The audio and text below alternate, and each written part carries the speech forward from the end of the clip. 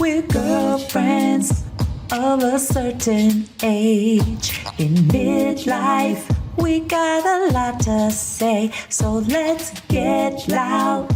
We won't fade away, 'cause we're girlfriends of a certain age. Hey, girlfriend. Welcome to Girlfriends of a Certain Age, a podcast for women who are living out loud in midlife.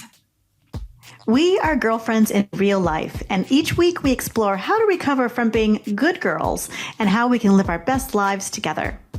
Flesché, what exactly is a recovering good girl?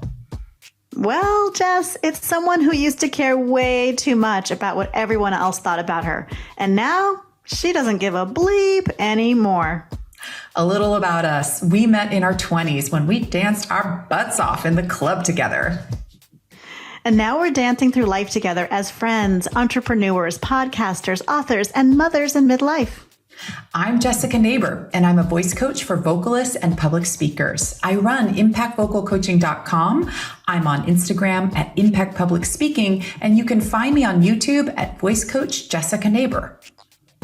And I'm Flesché Hesh. I'm a business coach and work-life balance expert for moms. You can find me at thebusymom.us or on Instagram at Work-Life Balance Mentor. Every week, we discuss a hot topic, including culture, relationships, and health, to help you live out loud. If you identify as a recovering good girl or as a girlfriend of any age and you want to join our conversations, do it. You can find us on Instagram, YouTube, and girlfriendsofacertainage.com. Oh, and join our free online community where we'll share bonus content and after hours conversation on substack.com. Just search for Girlfriends of a Certain Age at substack.com. Hey, girlfriend. Hey, girlfriend. Today we are spilling the tea like only two girlfriends can. And this is our first time doing it in this format. And we feel like this is such a great way for you to get to know us and for us to get to know you in the comments, our girlfriends who are listening and watching us. And Jessica and I will take turns going through what we wanted to share about. And we're making this as an offering. I mean, it's part getting a few things off our chest, right? Things that are bothering us. We have this platform we've created, not just for us, but also for you. So if anything is said today that bothers you, gets your blood boiling, please tell us, share that with us. You don't need to hold on to that. I'm not saying come and attack us, but join us in the comments over on Substack because this is a community for you. Before we jump into spilling the tea, Jessica, or the tea, I'd love to, can we show our little teacups to everybody? Oh my gosh, what is your beautiful teacup? What do I see there? Oh, I am so proud of her. So I got this on Mother's Day this year. My husband was so cute. He was trying to think of things to do that would be something a little bit different. He took us to the Rosie the Riveter exhibit and museum in Point, I think it's in Point Richmond. Born and raised in Oakland, had no idea that was there. We go, and I started remembering my great aunt Clara, who was also a Rosie the Riveter. She, African American, came from Tennessee, came west for jobs, and worked out there. And she was so proud. And I was looking at all the imagery, and I was like, interesting. This was a very diverse group of women working out here, supporting the war effort. Where are the girlfriends who look like me? Oh, and you're then right. at the gift shop, there's this. I started crying. Yes. And my husband, for those of us who can't see it, I'll just describe that it's this beautiful woman who's in the Rosie the Riveter flexing her muscle. She's a beautiful brown lady rather than our classic Rosie the Riveter that we see all the time with the handkerchief and the red lipstick on. I love her. I love her too. Beautiful. And my husband said, do you want that as a gift? And I said, no, I do want it. I'm about to go buy it for myself. There was something about me going and getting it. You get your great Rosie the Riveter cup. I love your cup. Oh my gosh, that's such a great story. And my husband, Paul, his grandmother also similarly came out from Oklahoma and also worked in the Richmond factories. And she was Native American. She was Choctaw. So to your point, there were a whole lot of ladies. So let's all be mindful of that every time we see the Rosie the Riveter, that there's many, many different kinds of Rosies out there. I love your cup. Exactly. It's beautiful. Exactly. Well, do you have a little girlfriend check-in today for us? I'm just so excited to dive in. No, I'm ready. Let's do it. Do the thing. Well, I've got one first. And this actually came from something that happened just last week. I was at the grocery store. And so really, the headline is, let's stop being rude to people who are trying to help us. In grocery stores, customer service people on the phone, we don't have to jump out of the gate and be assholes. That's the main headline. But I was at the grocery store, I was at the deli aisle, and I was actually getting food to go see a girlfriend who I spent the whole day with, and I wanted a really special meal. And I found myself just really engaging with the person helping me at the counter. Yeah. And there was a Karen, if you will, next to me ordering this man around who was making the sandwiches for her children. Oh. And she was just being awful. She was being horrid. And I come up afterwards and I'm chatting with my person and we're laughing and she offered me extra samples. And I saw this woman look over at me and I saw her like, oh, I could be nice. That was the feeling I got. And then she says to the man, I'm sorry I'm being so difficult. Thank you for helping me. And he just gave her a little side eye. Like, okay, whatever. But because she really had been pretty abusive. But I just thought maybe me just being nice in this moment set a little tone. But I kept up my niceness afterwards. Right. And I even heard the lady say after I walked away, well, that was nice. Yes. I love that you kind of woke her up. I love that your kindness literally emanated into her funk, whatever the hell was going on in her world. And at least she was able to catch herself. Sounds like too little too late, but how interesting. You're like, good vibes were just coming off you. Yeah, I think we need to be nicer. We've gone through a lot in our country and kindness is becoming odd. When people are genuinely nice to me in stores, I make a real point of thank you for making eye contact with me. Thank you for saying hello and greeting me. It happens so rarely these days. And every person I call it out with is thank you for saying that. It doesn't cost me anything to be nice. In fact, I get something back from being kind. We can all start doing that in little and big ways in our lives. I so agree. And on a recent trip that I went to in New York City, right, where it's busy, I noticed because I was on vacation, like every time I was in a store ordering something, I would make eye contact. Similarly, these servers would smile. Oh, this little warmth from somebody. We all want to be seen. And it doesn't cost us much to just take those couple extra seconds, see that person who's literally serving us, and to really give them that moment really helps. And I work on that with my sons all the time. And I'm very proud that I get feedback from people that are like, your sons are so polite.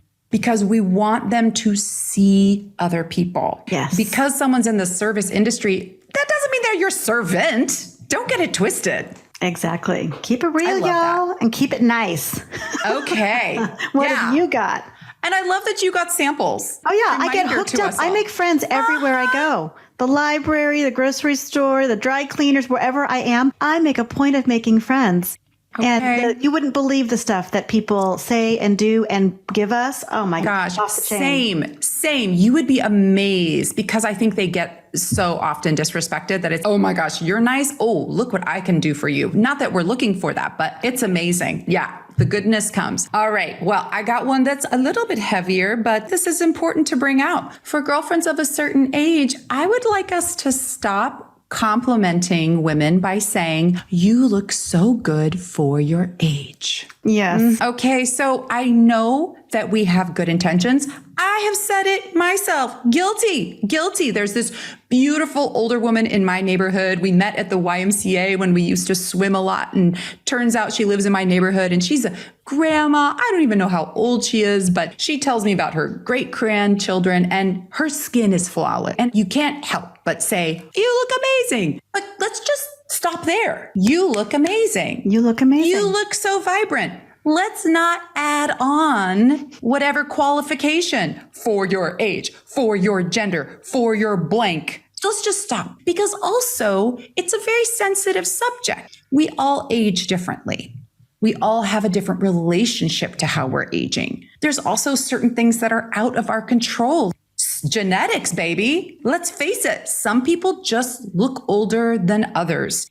I don't care how many potions and lotions you use. Sometimes there's just that. There also might be underlying health issues going on. It's just this weird thing that is so in the water that I'm guilty of saying it, but I think we could catch ourselves and just say, you look gorgeous. You look great. You look vibrant. You look glowing. Leave it at that. Leave it at that. Well, I mean, it just highlights how obsessed the culture is about youth. Also that we do it to each other and we do it to ourselves. This idea that if our skin doesn't look like this or the bags under our eyes are doing that we're somehow bad. And then at the same time, there is curiosity. I'm like, well, what do you use on your eyes? And I know that you and I have talked about even doing an episode about the different products and lotions and potions that we love so much. And it will be interesting to see how we can craft that conversation, not around, so we look like we're 25. I don't want to look like I'm 25 anymore. Right. And so I love you bringing this up. I know that I have been guilty of it as well, as I'm sure many a girlfriend is a little squirmy right now listening to us share about this. And I love that. Let's stop with the qualifications. Let's just give the compliment. Right. Let's just give the compliment and stop. And it's, again, I know this all comes from a good place, but just like you're saying, I think self-care and feeling our best is different than trying to chase some fountain of youth obsession that unfortunately it seems like so many of us have. So I also wanted to share this one quote from the beautiful book Wonder by R.J. Palacios. So this book, yeah. Did you read that? I loved that book so much. You know, my kids both read it in school and we always talked about seeing the movie, but I never did either. So I need to get caught up with that. The movie is really good, and this is a quote that actress Julia Roberts says, and she's playing the mother, Isabel, and she says, quote, "We all have marks on our face. This is the map that shows where we've been, and it's never, ever ugly." Mm-hmm. Yeah. Such a touching feeling. And so I will admit that on my lower points of my lower days where I look in the mirror and I see lots more lines looking back at me. Oh, there's a new one today. Oh, I didn't even know what's going on with this one. That I just try to remind myself that this is my roadmap. This is what I've seen and where I've been. And there shouldn't be anything to feel ashamed about that. Mm-hmm. So I know it's a little tricky because I know a lot of people feel like, well, I want to do procedures and stuff so I feel good about myself. So again, that is fine. You do you, boo. You know what I mean? We all have our things that matter to us, but let's not compliment one another by speaking about the age. So, because the truth is that when we do that, we're actually saying far more about ourselves than about the other person. I am making that qualification on your looks and your appearance because that's my insecurity. And so I need to speak that into the space. Yes. So can I share one more quote? I'm kind of quoted up for this one. Yeah. Okay. So from our girl, Sarah Jessica Parker, who has been going gray. She's out and gray and causing a little bit of a scandal in some people's minds about it. So what Sarah says, and this comes from a Vogue article from November 2021, she says, "There's so much misogynist chatter in response to us that would never happen about a man. Gray hair. Does she have gray hair? I'm sitting with Andy Cohen and he has a full head of gray hair and he's exquisite. Why is it okay for him? I don't know what to tell you people, especially on social media. Everyone has something to say. Quote, she has too many wrinkles. She doesn't have enough wrinkles. It almost feels as if people don't want us to be perfectly okay with where we are. As if they almost enjoy us being pained by who we are today, whether we choose to age naturally or not look perfect, or whether you do something if that makes you feel better. I know what I look like. I have no choice. What am I going to do about it? Stop aging? Disappear?" I mean, that's so beautifully said. So beautifully said. And the only way the culture changes from that obsession is when we stop doing it. And we have to stop doing it to ourselves. And then we stop doing it to each other. And then we stop doing it to celebrities. I mean, they're just doing their damn job, entertaining us and giving us something to do while we're folding the laundry. And then to make it be so personal, that's just, we're moving into a very ugly, I mean, really, we're just showing our shadow, the unhealed parts of ourselves that we're uncomfortable with. And we've got to stop smearing that onto other people. Let's do our own work. Yes. And I love that she pointed out too, that you kind of get shamed if you don't do any corrective stuff about aging, right? Oh, she's really letting herself go. But you can also get shamed if you do. And it looks obvious to people that you have done some work for your face. So you can't win. Any way you slice it, you can't win. And that's why we need to just stop giving a bleep about this from other folks and with each other. Let's support each other about whatever we look like. Yes, please. On that note. Thank you. That felt good. I'm going to take a sip of my tea after that Please one. do. Yeah. Because that's a really beautiful one that you just gave us. Mine's a little bit, this next one's a little bit different. It's a little bit more about being out in public in general. Okay. And I'm just going to say it. Ladies, can we take a little more care in the public restrooms? I feel like things are getting worse. They're just getting worse. And public restrooms were never great to begin with. And so one of the things that my husband and I are teaching our children is that our last name is Hesh. And so we say Heshes leave things better than they found them. And so recently I was talking with my boys about this, and one of them said, yeah, but a public restroom, how much are you supposed to do? I'm like, well, that's a little different because, of course, they're using men's rooms, which I think are notoriously even worse than ladies' restrooms. But I just feel like ladies are caring less and less and less about the next person who's going to show up after them. And that's just really bothering me. So I wanted to use my Spill the Tea to bring this up and just to put in a PSA, ladies, wash your hands. I've just really been shocked by how many people just go into a public restroom and just breeze on out and just don't wash their hands. So I'm just going to let that one sit and marinate. I had to say it. I had to speak it. Not just for me, but for everybody. I think we all deserve to have nicer accommodations. And there are little things that we can do that for ourselves and each other. I like that. Okay. Because that also puts the burden on poor, overworked people who at these public restrooms who then have to literally clean up our shit. And if we each just took a little more time to kind of clean up after ourselves and then clean our hands off, everything could be cleaner. So I think feeling connected to the greater group than just yourself. Just yourself. Yeah. The culture is inviting us to just get so self-absorbed and, stare at our phones and just pay attention to our most immediate needs, but not really be connected to our humanity and everyone else's humanity.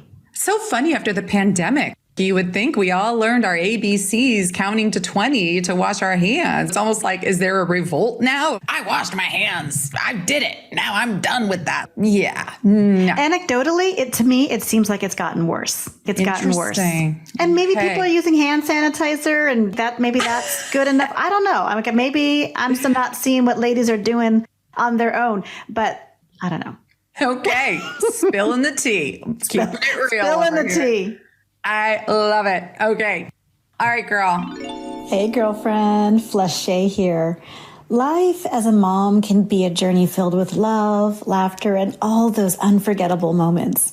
But let's face it, being a working mom can sometimes feel like you're juggling 100 things at once. So I'm introducing Work Life Motherhood. It's a newsletter designed exclusively for working moms like you who are seeking both emotional and practical support. Hosted by yours truly. With Work Life Motherhood, you'll join my community of strong, inspiring moms who understand the joys and the challenges of balancing work and family. Inside each issue, you'll find stories, articles, and interviews that tug at your heartstrings and remind you that you are not alone on this journey. But it's not just how you're feeling. I'm also here to empower you with practical tips and strategies that make your daily life run more smoothly. I'm talking about time management hacks and self-care strategies. Girl, I've got you covered. You can subscribe for free to Work Life Motherhood and give yourself the gift of thriving as a working mom. You can find the newsletter at substack.com and do a search in there for Work Life Motherhood and find me, your girl Flesché. I'll see you there. Hey, it's your host, Jessica Neighbor here. I have a question for you, girlfriends. Do you identify as a nice woman and you need to have a difficult conversation? You know, the kind that stresses you out either at work or at home? Oh, I get it. Me too. It's our good girl complex. And that's why I created the communication guide, Nice Women can say hard things. It's going to show you how to have that difficult conversation using strategies and tips that have helped my other communication clients over the past 20 years.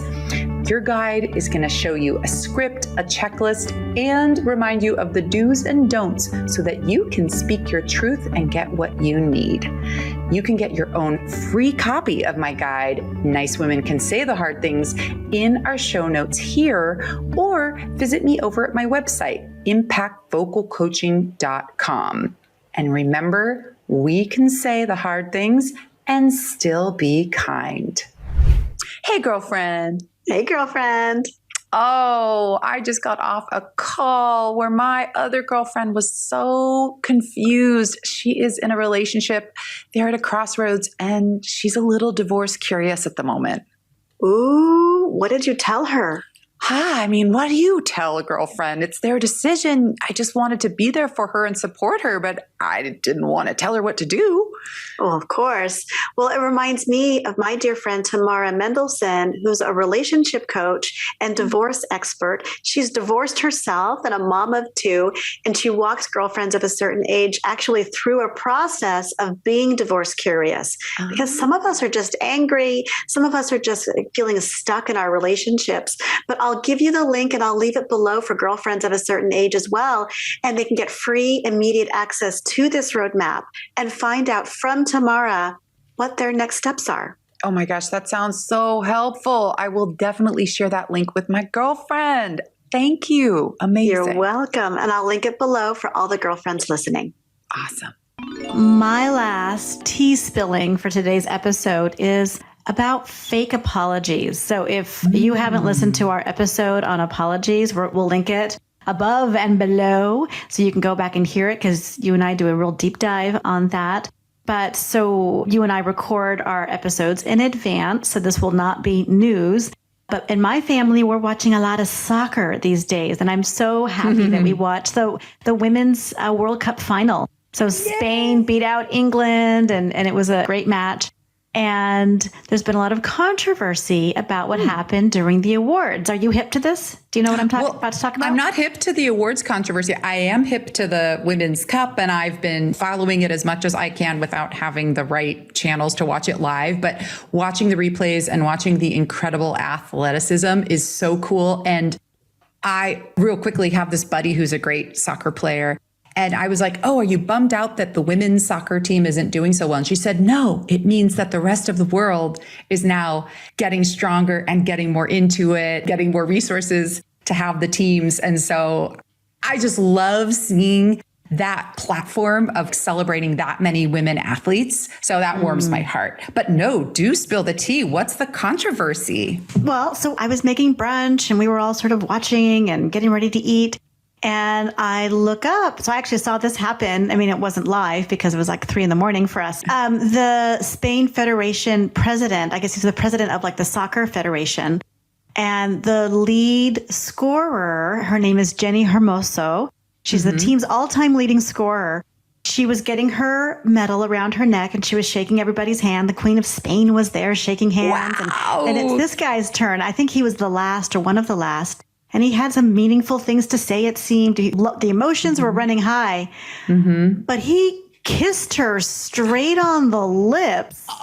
And then I saw some significant butt action. Like he was like squatting on her butt. And I said to my husband, what the hell was that?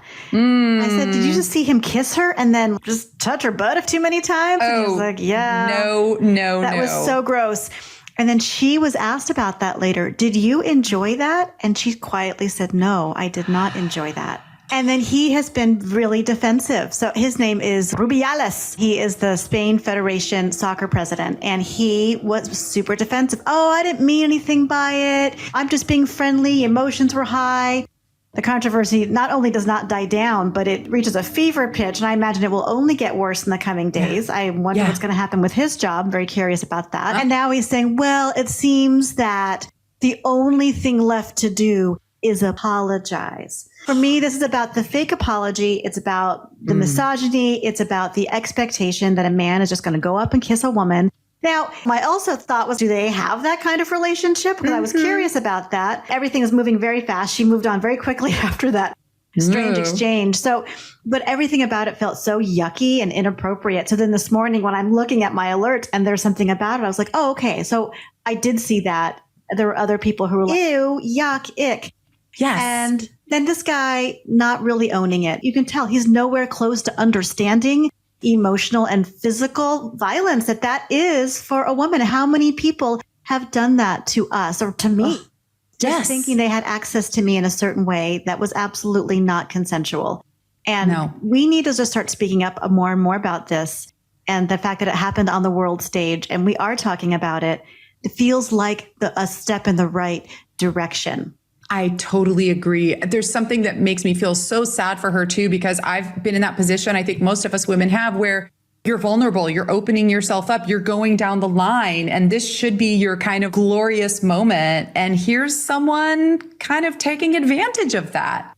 And smeared poop on the big win. Exactly. Crossing Instead of everyone celebrating, they won. The Spain women's team has never done this before. Let's look at that. Instead, it's this nasty controversy from this slimy man doing his thing. And I know there's also some controversy, which I don't know enough to speak about, but around the team, that they had a big protest last year. There's been a lot of turmoil with the Spanish team, and only some of the players came to this World Cup competition, and it's a male coach. So there's some deep story going on there. But I'm really sorry that in her pinnacle highlight moment, some douchebag gets to go and just be gross with her. But also, I hope that you're doing right now can reflect back that he's the gross one. She still gets to have her glorious moment. She still did all the good things. He's a gross, pervy lech and should be called out for that. And worse, I mean, should he be leading this organization when he's treating his big time winning team just won the top tournament? Is he the right person to be leading a team like that? So I think they have some soul searching to do on a high level and what to do about that. And I hope that they can get this story back where it needs to be, where this women's team did something fully incredible and deserves so many accolades and so much joy. They did an incredible job. Absolutely. I mean, can you imagine if the roles were reversed, if it was Stephen Curry, the Warriors, like going to get his millionth award of being amazing because he is, and some woman from the Federation squeezing his ass and going in for a lip kiss? When on earth would we do that with a male athlete? Exactly. When would we ever think to do that? I'm sorry. No, that is a hard no. Yeah. Hard no. And like you said, a total half-ass apology. That's not an apology. He got backed into a corner and now he's trying to cover his ass to save his job. Gross. Completely gross. All right. We're getting fired up with that one. All right, y'all. Well, I got one last zinger for us today. I hope you're feeling us on these. So the Barbie cultural moment that we're having with Barbie, the movie, and Oppenheimer. I went all in. I saw Barbie a few weekends ago, and I'll admit that feminist part of me was a little leery of this very controversial doll. But I am so happy to announce that I think Greta Gerwig and the whole team did a fantastic job at taking Barbie and really putting her on her head and just exploring what that doll's cultural significance is. And then I just this weekend saw Oppenheimer, and I'm going to be real, there was a part of me that was, it's so funny, the dichotomy between those two, the hyper pink girl movie, the super dark, the man who created the atom bomb movie. It was like, this is just so telling about where we are right now. But I'm like, all right, I do want to watch the Oppenheimer to see what that was about. And I thought it was excellent. I thought it was beautifully shot. The acting was outstanding. It really wrestled with the idea of what creative scientists do when they're building something in theory, which then winds up being the most deadly weapon of mass destruction ever and hands it over to the military. And I think they grappled with it really, really well. I think that there were so many great things, but girl, my beef with this movie was the women. First of all, there were hardly any. There were also hardly any people of color anywhere. It was like such a cis white male gender centric movie. And yes, you could say, well, it was of its time, but still, come on, people. So the women, he had a lover girlfriend and then had a wife. And both of those roles were beautifully played. So first of all, I want to give both of those actors a shout out because Florence Pugh was playing Jean Tatlock, his long-term girlfriend. And then Emily Blunt was playing Kitty Oppenheimer, his eventual wife. Okay, girl, there's such one-dimensional characters. The girlfriend, right? Jean Tatlock was in every scene she was in, her boobs were exposed. She was always talking with him without a shirt on. I mean, they were having intimate times, but it was like, are we always looking at her boobs when we see her face? And there was no mention that she in her own right was a psychiatrist, that she went to grad school at Stanford. And that's actually how they met, was because she was going to Stanford Medical School and becoming a psychiatrist. And similar with his eventual wife, Emily Blunt, she was also a botanist and she was a research fellowship at UCLA. And they also met through their academic circles. They don't mention that. They show it like they're two women at two different parties. And that's how they meet. So I feel like that there's something missing in that context, that this super brilliant man in his own right, of course he would be attracted to really, really smart women. And yet there's just no mention of the fact that they're smart in their own right. And a couple of other little bones to pick. So I just want to do a little fact checking if you do see it.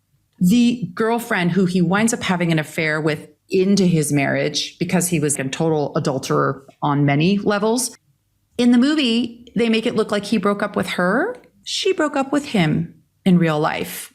And I just find that to be a really interesting choice that this movie decided to make it look like he was breaking it off. Just a strange choice. I'm just going to leave you to think about that. And one other thing that I'll push back on is that with Kitty, his eventual wife, who was a very complicated woman, and it sounds like she had a difficult personality and wound up being a full-blown alcoholic, which is very sad. But he was a heavy drinker as well. To the end. And apparently these are all fact checked through like Wikipedia and all their different sources. He drank a lot as well all the time, maybe handled his liquor better, maybe still was able to function in society. But the movie definitely simplified that by making her look like the boozer. And he looked like he was just off in the science lab all the time when the man was throwing down drinks all the time as well. So Hollywood simplifies things. Movies put people into these little pigeonhole roles, but I did really feel like these women were so diminished, were so one-dimensional. They did a killer job with what little dialogue and what little time in the movie they had. No even mention of his mother or parents. God forbid that this man, self-made man, could have ever come from any parent. So I just wanted to say that, yes, it's going to receive a lot of accolades. It's probably going to win a ton of awards.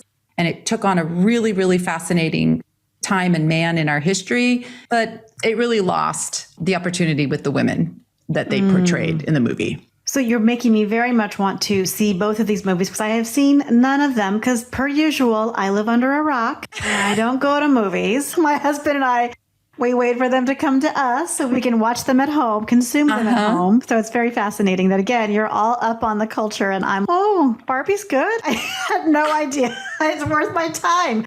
I will check it out and maybe not wait for it to come onto Netflix. So this is very interesting. We spent a fair amount of time in New Mexico this summer. And in New Mexico, everybody seems to know a lot about Oppenheimer. Even my husband went to high school with one of Oppenheimer's grandsons. That's part of the culture. People talk about him. He's like this legend there. Well, and because the bomb was built and all of it in New Mexico. Exactly, in Los Alamos. And a lot of my husband's family works in those labs. And there's a big connection to that. And not even just my husband's generation, but generations before. Yes. So it's big. And we were there and people were taught, the movie came out when we were there. And we were at a family reunion. I can't tell you how many people were like, I'm going to go see Oppenheimer. I'm going to go see it too. Hey, can I go? It was fascinating. And then I heard that it was a quite well done movie. And so I thought, oh, okay, well, that's just making more sense. But it was interesting. We went and saw an opera one time about Oppenheimer. And because there's just so much, people are so curious about the man. And so I definitely will also check that out. I may wait for that one to come into my living room. I'll see how I do. But it's fascinating. And then, you know, your interpretation, how you saw the role of the women. Yeah. I'll definitely be watching that really closely. I love too that you were moved to go and fact check. Was your spidey sense up? This doesn't seem right.